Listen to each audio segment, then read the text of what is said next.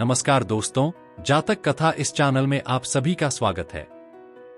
तो आइए शुरू करते हैं आज की कहानी। आज की कहानी का शीर्षक है जानवरों की भाषा जानने वाला। एक बार कुछ बच्चे एक नाग को मार रहे थे।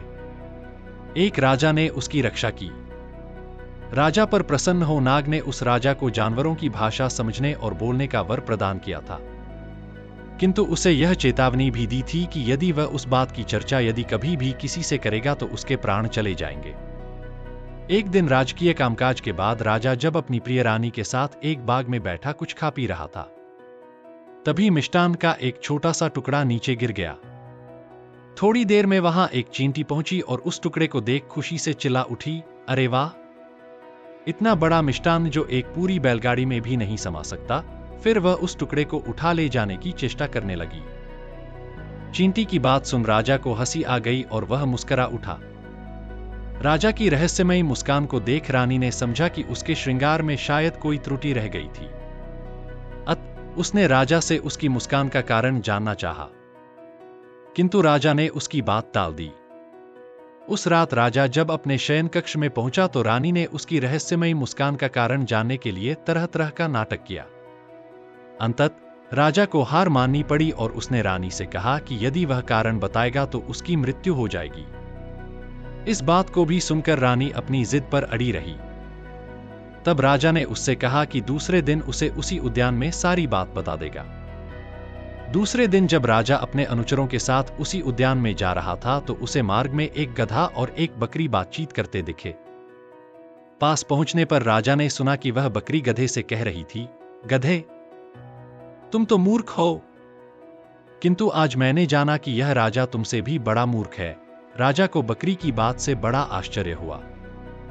वह बकरी से पूछ बैठा कि आखिर वह उसे बड़ा मूर्ख क्यों समझती है। बकरी ने राजा से कहा, हे राजन, आज तुम प्रसन्नतापूर्वक अपनी रानी को खुश करने के लिए अपने जीवन का बलिदान कर रहे हो, किंतु जब वह रानी तुम्हारी मृत्यु के बाद तुम्हारी समस्त संपत्ति की अधिकारिणी हो किसी दूसरे व्यक्ति के साथ जीवन का आनंद उठाएगी तो क्या तब भी तुम प्रसन्न रहोगे? बकरी की बात सुनकर राजा का विवेक जाग उठा। वह अपने जीवन का मूल्य समझने लगा। जब राजा बाग पहुंचा तो उसने रानी से कहा, रानी, मैं तुम्हें अपनी मुस्कान का कारण बताने को तैयार हूं, किंतु एक शर्त है। तुम्हें 100 कोड़े खाने पड़ेंगे, क्योंकि भेद बताने पर मेरे तो प्राण तत्काल निकलेंगे। रानी ने समझा राजा तो उसे बहुत प्यार करता था, उस पर झूठ मूठ में कोड़े बरसाए जाएंगे। वह कोड़े खाने को तैयार हो गई। तब राजा ने अपने एक सिपाही से पूरी शक्ति के साथ रानी पर कोड़े बरसाने को कहा। सिपाही ने तब रानी पर पूरी शक्ति से कोड़े बरसाए।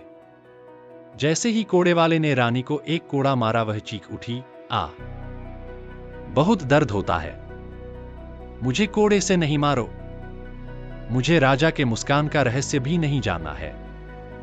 तब राजा ने कोड़े वाले से कहा कि वह और जोर से रानी पर कोड़े बरसाए, क्योंकि उसे अपने पति की मौत स्वीकार थी, किंतु एक कोड़े की चोट भी नहीं।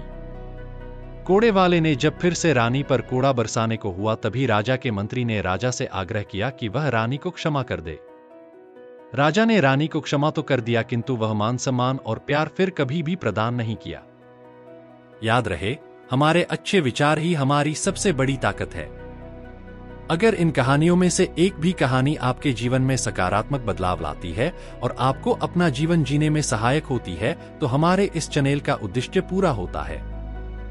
ऐसे ही जातक कथाएं सुनने के लिए जुड़े रहिए हमारे साथ। और हाँ, चैनल को लाइक, सब्सक्राइब और शेयर जरूर करें। धन्यवाद।